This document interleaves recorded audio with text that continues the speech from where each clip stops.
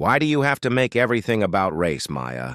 The words slice through the crowded restaurant like a knife. Plates clatter, conversations fade, and for a moment, all you can hear is the hum of the ceiling fans. Maya's hand freezes around her fork. The woman sitting across from her, her supervisor, Karen, leans back in her chair, wearing that smug half-smile that Maya has seen too many times. Around them, co-workers pretend not to notice, but their eyes dart sideways, curious and cautious. Maya swallows hard, forcing down the heat rising in her throat. "Because it is about race," she says quietly, her voice trembling. "It always has been," Karen scoffs, rolling her eyes. "Oh, please. You got the same chances as everyone else here. Don't play the victim." The words echo in Maya's chest, heavy as stones. She feels her heart pounding, her cheeks burning, but she doesn't look away. For years, she's smiled through microaggressions, stayed silent when others whispered, "She's only here because of diversity." But not today. Not after what happened this morning. Just a few hours earlier, Maya had been in the break room scrolling through her emails. Her phone buzzed with a message from her younger brother, Malik. "Sis, they kicked me out of the store again. Said I was making customers nervous. I didn't even do anything." Her chest had tightened as she stared at the screen. It wasn't the first time, and it wouldn't be the last. Malik was 17, smart, polite, full of dreams, and already tired of being treated like a threat. She had texted him back, trying to calm him down. "Come home, baby. Just breathe. We'll talk later." But when she looked up, Karen was standing there, pouring her coffee. "Everything okay?" she'd asked, her tone laced with false concern. Maya had forced a smile. "Yeah, just family stuff," Karen smirked. "You know, maybe if your brother didn't dress like a gangster, people wouldn't assume things." The mug slipped from Maya's hand and shattered on the floor. Everyone turned. Karen gasped dramatically as if she were the victim. "See? You people are always so emotional," she'd whispered. Those words had followed Maya all day, buzzing in her ears, echoing in her mind. You people. Now, sitting in that restaurant, facing Karen again with their team around them, Maya feels that same familiar fire rise up. Her voice cracks but doesn't break. "I've worked here 5 years, Karen. 5. I've done everything right, stayed late, covered for others, smiled when I wanted to scream. But you never see me. You just see what you want to see. The table is silent. Even the clinking of glasses stops." Karen's smirk falters. "Maya, this isn't the place—" "It never is, right?" Maya interrupts, her voice trembling but loud. It's never the right time to talk about what's wrong. A few co-workers glance down at their plates, pretending to be invisible. One, a young man named Eric, looks at her with wide eyes, torn between guilt and empathy. "I'm tired," Maya says finally, her voice softening. "Tired of pretending this doesn't hurt? Tired of explaining my humanity to people who refuse to see it?" She stands up, the chair scraping sharply against the floor.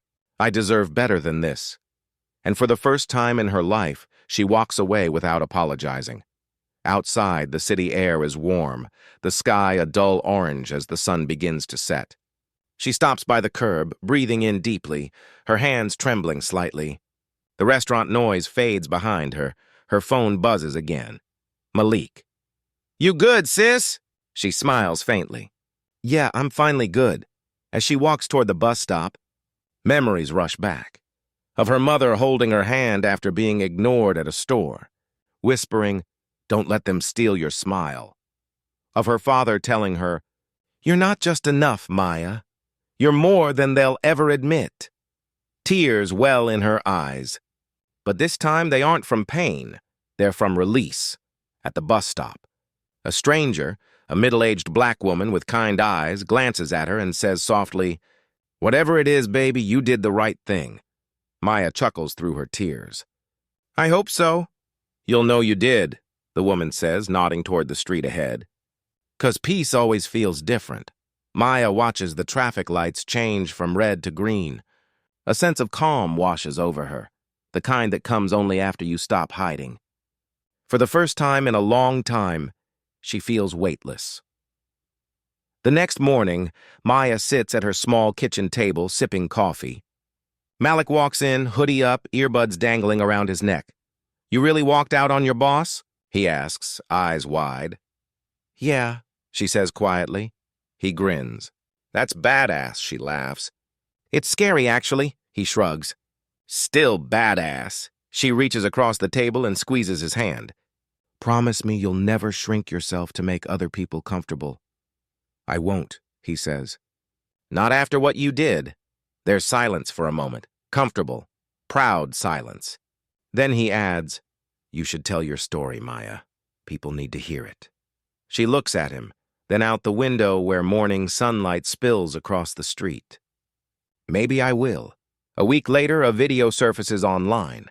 It's Maya, sitting in her living room, speaking directly to the camera. Her words are calm but powerful. This isn't just about one comment or one person. It's about years of being told to stay quiet, stay grateful, stay small. But silence doesn't protect you, it only protects the people who hurt you. Within days, the video goes viral. Messages flood in, hundreds of people sharing their own experiences, their own exhaustion. Some say thank you. Some say they cried. And for every hateful comment, there are 10 voices saying, "We see you, Maya, we're with you." 2 months later, Maya walks past the same restaurant where it all began. Inside, the tables are full, laughter bouncing off the walls. She pauses for a moment, then smiles. Not the forced, polite smile she used to wear, but a real one. She isn't the same woman anymore. She's stronger, freer, and finally at peace with her truth. As she keeps walking, the city lights shimmer in the distance, and the sound of life hums all around her. Somewhere, a child's laughter echoes, and Maya whispers to herself, "They didn't steal it, Mama. I got my smile back."